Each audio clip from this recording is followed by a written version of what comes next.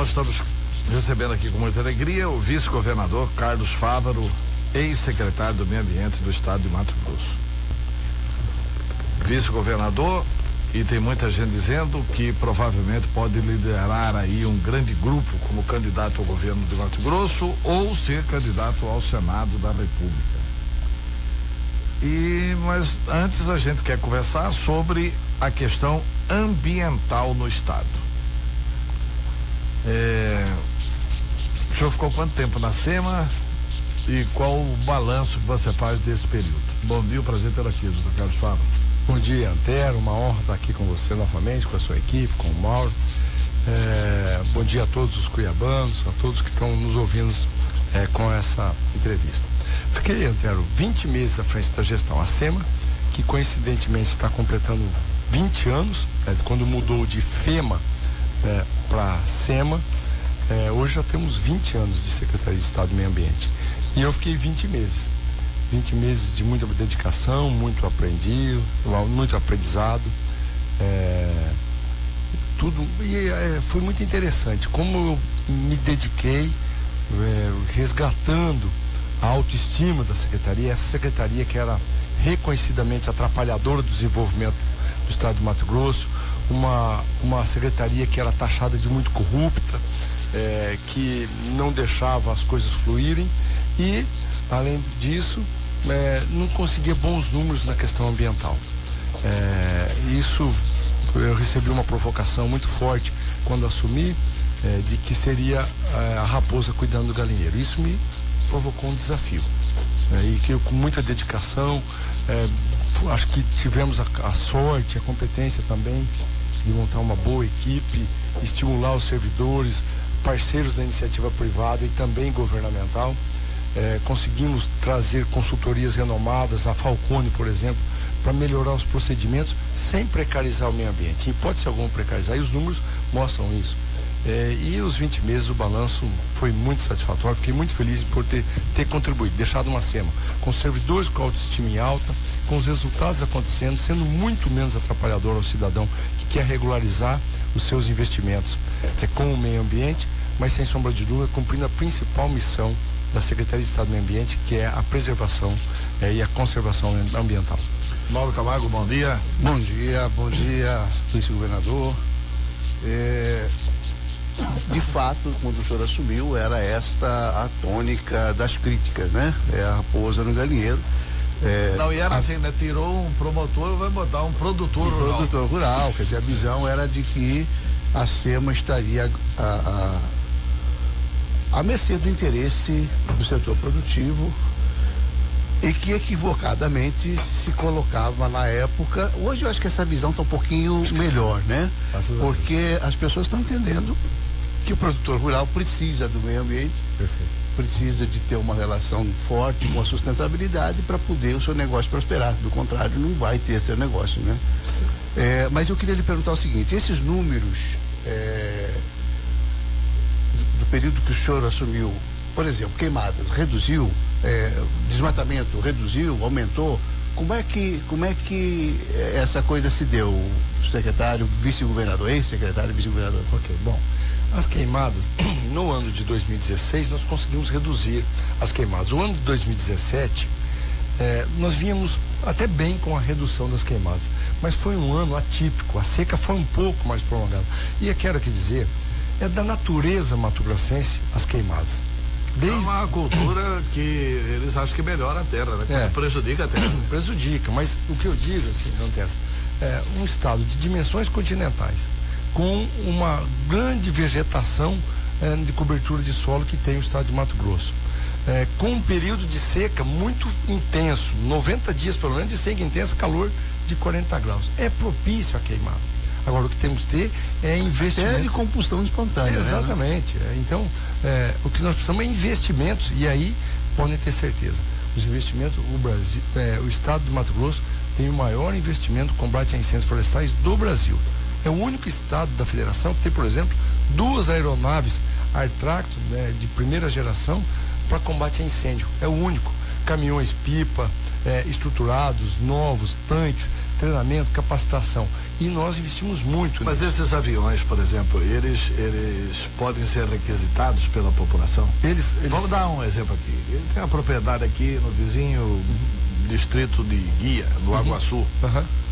Se tiver pegando fogo na propriedade lá, o cidadão de lá pode requisitar? Antero, como eu disse, nós precisamos ainda muito mais investimentos. O Estado não dá conta de combater todos os incêndios, mas, por exemplo, a prioridade no combate é prioritariamente nos parques, nas unidades de conservações total, que é de responsabilidade do Estado. Chapada, por exemplo. Chapada, Parque do Cristalino, Parque de Serra Ricardo Franco, são os parques prioritários para atender.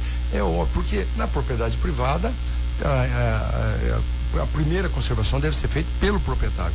É claro que tendo a disponibilidade do momento, o incêndio está tomando proporções maiores ou até de risco à população, é claro que vai lá o combate com as aeronaves e vai tomar as providências, e isso acontece. Não significa também que com 2 aeronaves dá capacidade de cobrir todo o estado mato-grossense, mas pode ter certeza, é o maior investimento do Estado nos últimos 4 anos no combate ao incêndio. Multiplicamos por 7 vezes o investimento em pagamentos diários no combate a incêndios nesses 4 anos. Então dá para fazer um balanço, pelo que o Mauro perguntou, de que em 2016 diminuiu o incêndio, mas em 2017 aumentou. Em 2017 aumentou o número de queimadas, é um fato relevante. Foi um ano que a seca foi maior, mas teria sido muito, eu tenho certeza disso, muito mais grave se nós não estivesse tão bem preparado no combate ao incêndio. E o desmatamento? O desmatamento reduziu, olha só.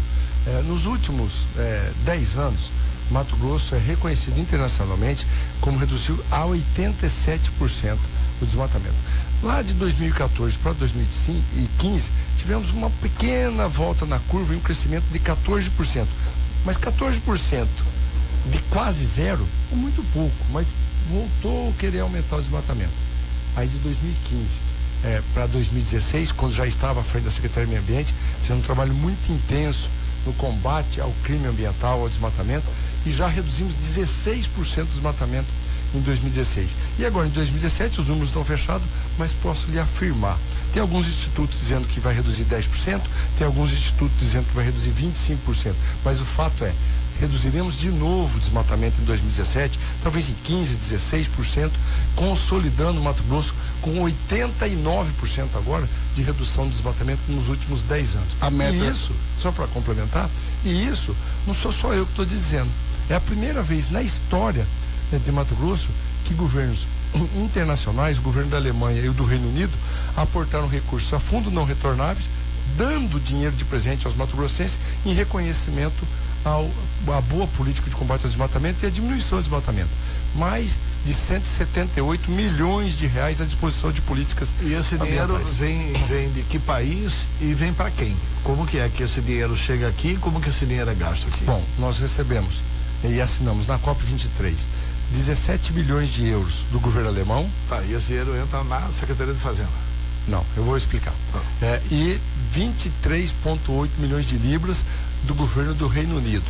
Com o câmbio das duas moedas, um pouco diferente, tá, mas algo em torno de 178 milhões de reais. E aí nós construímos um processo. Eu quero agradecer a participação da Procuradoria-Geral do Estado, Dr. Rogério Galo e toda a sua equipe, também o apoio que tivemos dentro da Secretaria de Meio Ambiente, para pela primeira vez na história inovar. Esses recursos, como são recursos de destinação voluntária dos governos internacionais, eles vão destinar esse recurso dentro de uma instituição sem fins lucrativos, chamado Funbil. É um fundo brasileiro, né, que tem já tradição de operar recursos na área ambiental. Ele vai fazer as contratações. Então, os projetos serão apresentados. 40% desses recursos serão destinados ao combate ao crime ambiental. Então, nós vamos estruturar a Secretaria do Meio Ambiente e ele está todo alavancado nesse sentido, né? Todos os recursos serão...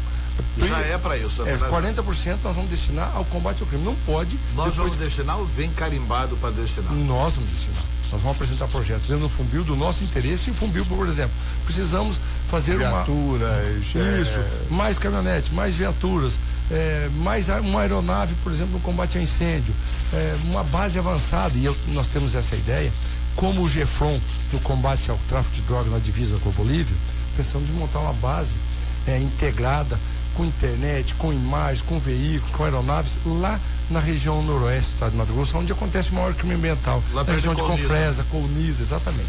Então, isso lá é necessário mesmo a presença do Estado. Exatamente, com forças policiais, com repressão. E é uma região muito rica, e se não cuidar de lá, vão destruir o meio ambiente. Exatamente. Então, monta uma base dessa.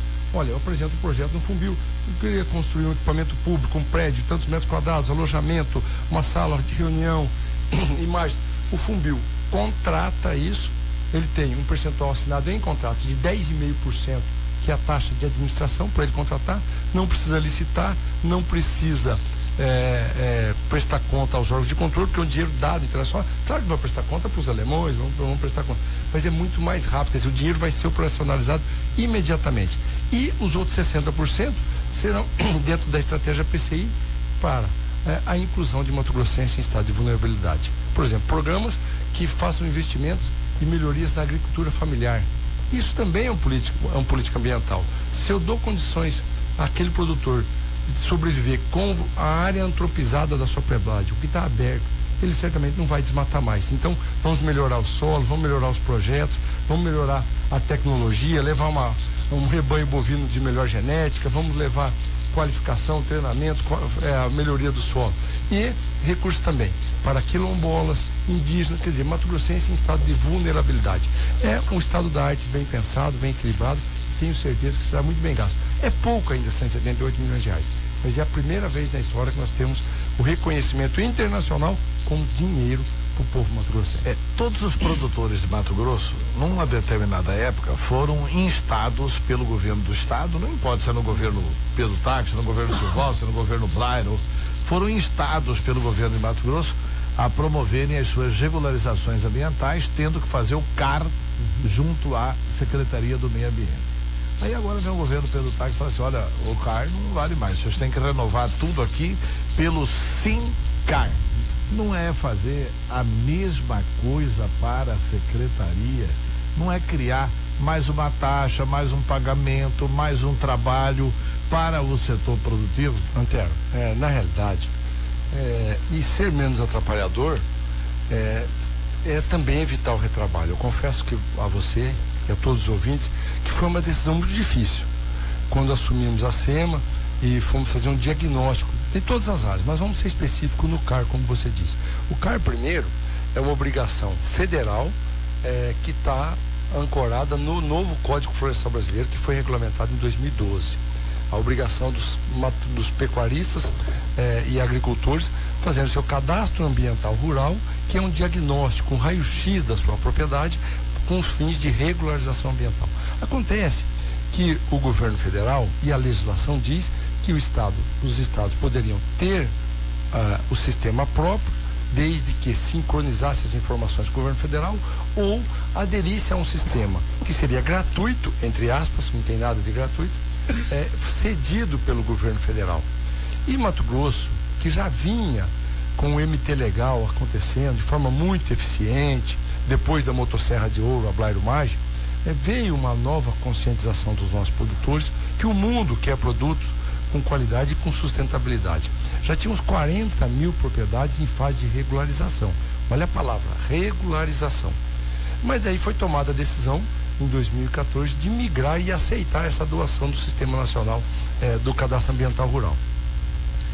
Com essa migração, 113.500 produtores fizeram seu cadastro ambiental rural, mostrando que o produtor mato-grossense é vocacionado e deseja regularidade ambiental. É o maior cadastro da história do Brasil.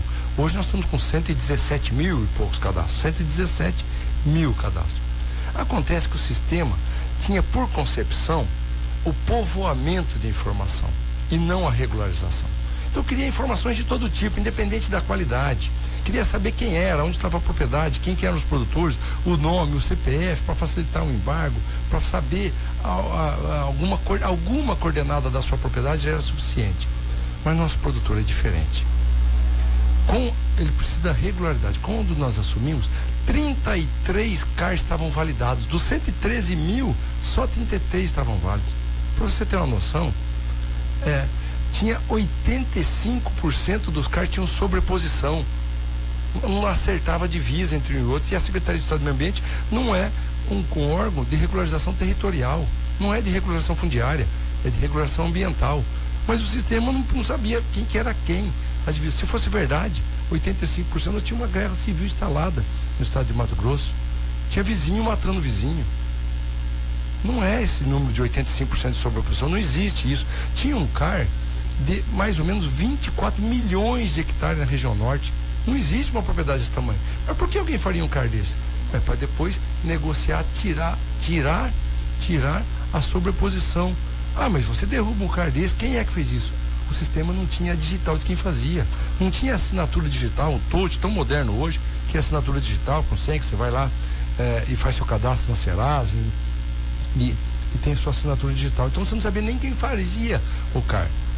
Aí nós precisamos tomar a decisão de construir um sistema mato-grossense robusto, parrudo, eficiente, mais rápido, e tínhamos que chamar os produtores a cumprir a sua lista de pendência. Nós não perdemos aqueles 113 mil cadastros, mas fizemos uma análise toda de todos os 113.500 automaticamente pelo sistema, com todas as ferramentas, com filtros automáticos, geramos uma lista única de pendência aos produtores, e hoje 40 mil produtores já cumpriram suas pendências, estão análise na SEMA, e os números são impressionantes. Nós, por exemplo, você tem uma noção do que era o sistema anteriormente, a média de analista trabalhado por CAR aprovado era de 0,1 CAR por dia trabalhado. Hoje é de 4,43. Vai melhorar muito mais, porque os técnicos estão aprendendo e ser mais rápido no olho clínico para poder trabalhar. Crescemos 2.882% no número de análise. Nós já temos hoje 24 mil CARs prontos com as pendências e com um novo perfil, a regularidade ambiental. Ninguém perdeu o trabalho. Aqueles que fizeram o seu CAR não perderam o seu trabalho. Agora estão complementando a lista de pendência para que nós tenhamos definitivamente Mato Grosso na regularidade ambiental. O desafio é não mudança de rota daqui para frente. Agora, secretário, governador, desculpa, antes do senhor assumir a secretaria, aliás, há muito tempo a grande crítica à SEMA, já era desde a FEMA, né, a SEMA, é que o processo burocrático é imenso e qualquer projeto que entrasse lá, qualquer pedido de licenciamento, tinha que cumprir um prazo absurdo, né? Muitos empreendimentos deixaram de ser feitos, inclusive, por conta disso. Porque você tinha encaminhava licenciamento, aí pedia um documento. Aí o sujeito ia lá, arrumava o documento. Aí chegava lá, não, aí tem mais outro documento. E assim vai indo. O sujeito, para fazer uma coisa que podia demorar 60, 90 dias, acaba 2 anos, 3 anos sem conseguir o licenciamento. Isso, né? Essa realidade mudou, apesar do SINCAR e dessa mudança agora? Claro, perfeito. Muito boa, muito obrigado, Mauro. Essa é uma pergunta muito interessante. Esse modelo, além de tudo, além de atrapalhador, ele era indutor da corrupção. Muitas vezes, e aí, não estou dizendo que não tenha corrupção dentro da SEMA, mas com um modelo como esse, muitas vezes os técnicos, os analistas, a gestão do secretariado era vendida lá fora, você, lá não sai. O próprio responsável técnico não cumpria direito à pendência para que ele pudesse demorar cada vez mais, falar assim, lá na SEMA, olha, lá não tem jeito, se não levar um cafezinho as coisas não saem. Aí ele arrumava o processo, entendeu? E o processo andava. Com a nossa chegada à frente da secretaria, e eu quero agradecer aqui o Movimento Mato Grosso Competitivo, as entidades de organização, a FIENTE, a FAMATO e todos os seus sindicatos, a APROSOJA, a AMPA, CIPEM, eles contrataram a Falcone com total autonomia para que nós pudéssemos melhorar os procedimentos, as melhorias. E um procedimento foi esse. Olha, não dá para ficar essa lista, vai e volta com pendência e não acaba nunca. Quando um cidadão hoje protocola o seu pedido de licenciamento, e é um dever do Estado abrir as portas da regularidade com agilidade ao cidadão, ser menos atrapalhador, quando ele protocola o seu pedido de licenciamento, é feita a primeira análise, é gerado uma única lista de pendência, lista única. Se você cumprir todas essas pendências, eu libero a sua licença e devolvo para ele. Ele vai cumprir, e eu queria que fizesse até uma única reanálise. Não pode ser única, depois fui convencido que não pode ser única, porque se ele não cumprir direito aquela única lista de pendência, eu preciso voltar para ele, mas a mesma, sem outro item, para que ele corrija alguma coisa, devolva e nós licenciamos. Com isso, estabelecemos também o prazo de 120 dias, Antero, é a SEMA puxando para si a responsabilidade de ser rápida. 120 dias, eu te dou a lista de pendência. Se em 120 dias você não cumprir a lista de pendência, eu arquivo o teu processo, porque você não está com pressa de licenciar. 120 dias. Se você não cumprir, eu arquivo. Para quê? Porque não pode dizer que tem que ficar lá esquecendo, deixando sem cumprir, porque daí volta aquela história, a SEMA não anda. Não, 120 dias. Se você não cumprir, eu arquivo. Com isso, lista única de pendência, e 120 dias para que se cumpra a pendência, nós conseguimos reduzir o tempo médio de 272 dias. Mas quantos casos tinham de 2 anos sem cumprir, 3 anos sem licenciar? Hoje o tempo médio de licenciamento na Secretaria de Estado do Meio Ambiente é de 146 dias. Algumas áreas, por exemplo, o setor de base florestal está em torno de 120, 121 dias. Está aqui o seu manejo aprovado dentro da regularidade. 120 dias. 4, 5 meses, até 6 meses. Está aprovado. 6 meses é o prazo máximo legal. A lei diz e ninguém nunca cumpria. 180 dias é o prazo para sair um licenciamento. Hoje o Mato Grosso está com 146 dias de prazo médio de licenciamento. É o combate à corrupção, é a autoestima, porque para que alguém vai pagar alguma propina? Muito Para que alguém vai empreendimento pagar deixou de ser alguma feito por propina conta se disso. está andando de forma regularidade? Agora, isso é também uma forma de combater o crime ambiental. Por que alguém quer fazer algum empreendimento sem licenciamento se está rápido? Se fizer os rigores da lei. Nós aumentamos significativamente os embargos, as multas, aplicamos e julgamos mais de 5 mil processos. Porque outra coisa, multa, nós aplicamos nesses 20 meses mais de 368 milhões de reais em multas. Mas depois não cobra essa multa, isso aí fica só em processo. Não, julgamos mais de 5 mil processos nesses 20 meses e já recebemos mais de 15 milhões. Era 10 mil reais, agora com o Regularize entrou mais um pouco de recurso, mais de 15 mil reais já pagaram em multas ambientais. 15 milhões de reais, trazendo esse recurso para a atividade pública e trazendo a oportunidade de fazer mais políticas públicas de qualidade. Quer dizer, avançamos na regularização, avançamos trazendo agilidade na Secretaria de Estado do Meio Ambiente, mas também punindo o crime ambiental de forma eficiente. Uma para encerrar essa parte do SEMA, eu queria saber se a raposa no galinheiro mudou de posição. Quer dizer, como é que o senhor vê hoje essa questão ambiental em relação ao produtor rural, ao agricultor e ao pecuarista? Olha, esse era um preconceito, mas eu assumi. Mas é um preconceito com fundamento. Claro. No desmatamento, para produzir, nas queimadas, enfim. Mas se tornou um desafio. E não existe ativo maior de Mato Grosso. Não é as terras propícias à agricultura e pecuária, não é o povo vocacionado, que também é um bom ativo, as máquinas de última geração, sementes, tecnologia, tudo isso são grandes ativos da agropecuária mato-grossense. A genética do nosso rebanho, o maior rebanho brasileiro, tudo isso é um grande ativo, mas nenhum grande ativo é maior do que o nosso clima. Não adiantaria nada ter tudo isso se nós estivéssemos num deserto. Por isso a consciência de que temos que preservar.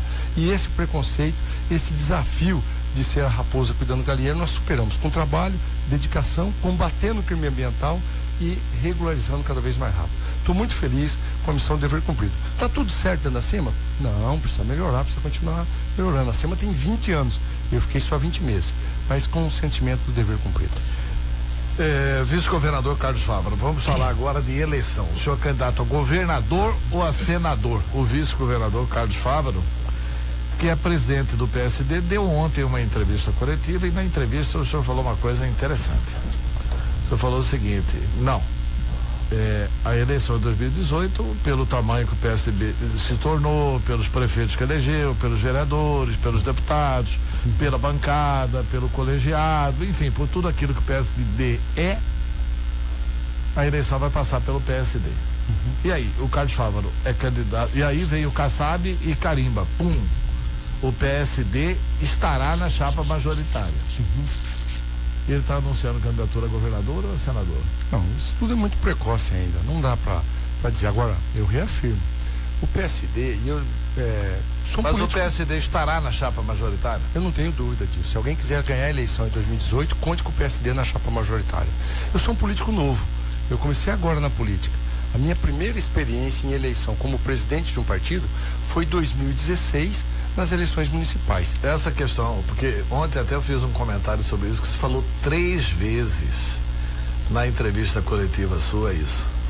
Eu sou um político novo. Aí vinha outra resposta, você, antes de começar a responder o assunto, mas é fato. Eu sou um político novo. Eu sou um neófito na política. Aí na terceira vez, ela assim, eu sou um político novo. Isso já é o marketing? Não, mas já está organizado o marketing para a campanha? Isso é um fato, isso é a realidade. Eu sou um político novo. Eu nunca disputei uma eleição como cabeça de chapa. Eu nunca, eu tive uma experiência só na candidatura como vice do governador Pedro Táxi. E a primeira grande experiência como presidente do PSD foram as eleições de 2016, onde percorri mais de 100 municípios, não só apoiando candidaturas do PSD, eu apoiei candidaturas do PSDB, do PSB, do Democratas, do PMDB, do PT, né? Alguns candidatos do PT lá em Castanheira, a Amabel, uma pessoa espetacular, a prefeita de Castanheira do PT, está fazendo um bom mandato. Eu apoiei a Amabel e ela foi reeleita pelo PT. Eu não fiquei fazendo distinção das siglas partidárias.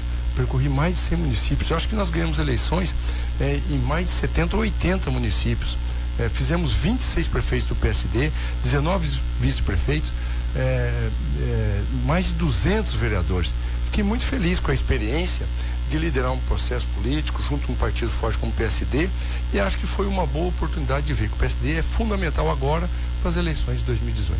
Tá certo, mas o Fábio é candidato a senador ou é governador? Não sou eu que vou decidir. A natureza das coisas mostra que a tendência é natural e por direito o governador Pedro Táxi ser candidato à reeleição. Ele tem toda essa preferência porque está no mandato, está fazendo uma administração de resultados e deve ser o candidato à reeleição. Agora o grupo precisa estar coeso, unido para que isso ocorra. E eu torço que esteja. Por exemplo, tá bom, o grupo precisa estar coeso e unido. Como é que o senhor avalia a situação dessa coesão e da unidade dentro do PSDB? Já que o governador Pedro Táxi é filiado ao PSDB. Preocupante. Isso não faz bem para o nosso grupo político. Já falei isso com o Nilson Leitão, pedi para ele ter cautela, coerência, conversar com o governador. São os dois maiores líderes do partido. Falei isso para o governador. Você tem que conversar com o Nilson, falar com a executiva do partido. Como nós vamos pregar uma unidade no nosso grupo político se tem um problema dentro do principal partido, o partido do governador, não estão se entendendo. É importante que essa unidade aconteça dentro do PSDB para que ocorra com tranquilidade o nosso grupo político na eleição de 2018. Porque pelo visto, sem o PSDB estar unido, como é que vem com o discurso da unidade para cima? Você tem grandes nomes com condição de disputar a eleição. Né? Você tem Jaime Campos, você tem Mauro Mendes, o próprio Brairo. Bem que o Brairo deve ser candidato ao Senado. Mas, enfim, o Carlos Fávaro, você está escolhendo o Fávaro aí? Não, o Fávaro, claro. Não, com essa estrutura partidária do PSD e a trajetória na política dele, que é uma trajetória limpa, absolutamente, não tem nada. Você não tem uma crítica para falar, olha, ele foi um bom gestor da SEMA. Tá pedindo, né? Exatamente, quer dizer, então tem claro que ele tem uma possibilidade enorme. Mas olha, um passarinho me contou, um passarinho chamado Neurilã, aliás, contou para mim e para o povo de Mato Grosso, de que ele chegou a pensar em se desfiliar, que ele chegou a comunicar isso a você, que ele estava pensando em sair do partido. Você pediu para ele ter calma. Falou, não, mas eu não posso, no caso ele, né? Que ele não podia ficar na base de apoio ao governador Pedro Táxi. E você falou, não, fica tranquilo, fica na sua, nós vamos decidir isso dentro do partido. Olha, partido é isso, o próprio nome diz, é partido, eu tenho que ouvir, eu não quero ser, em hipótese alguma, o manda-chuva, o cacique, o rei do PSD, em hipótese alguma, eu tenho que ouvir as divergências, todas as reclamações, as sugestões e construir essa unidade também dentro do partido. O que eu sugiro aos outros, eu tenho que aplicar para mim também, para dentro do PSD. O partido tem, e os membros do partido têm esse direito à crítica, à construção. Agora, o que adianta eu deixar um líder como Neurilã embora do PSD para fazer oposição lá fora, para criticar uma grande liderança? Não, fique aqui, vamos discutir o melhor caminho, ele e os outros. E aí tenho certeza que com o bom diálogo, com a boa política, nós vamos chegar dentro da unidade e escolher o que é melhor para o partido e para Mato Grosso em 2018. Tá, vamos falar agora de um episódio que é meio chato, mas eu sou obrigado a perguntar, porque senão não seria jornalista, né? O episódio da Grampolândia Pantaneira. Um assessor seu foi gravado. E o senhor foi gravado também? Parece que o senhor foi gravado e seu assessor foi gravado. Como é que o senhor se sente como vice-governador, de ter o assessor seu gravado e o senhor mesmo gravado na eleição de Lucas do Rio Verde. Como é que o senhor sente? Já que lá você enfrentava o Pivetta, você apoiando o prefeito que se elegeu, e o Pivetta com apoio do Paulo Tarques, e parará. Fica bom, assim, o senhor tem essas informações? Olha, porque os advogados têm essas informações. Na realidade, Antero, a quebra do sigilo telefônico, o grampo ilegal, é a cercear um dos principais ativos da democracia, que é a liberdade. É inadmissível isso. É um crime hediondo. Fico muito triste com uma situação dessa. Agora, eu não tenho nenhuma prova de que fui grampeado. Eu não tenho. Mas do seu assessor, o senhor tem?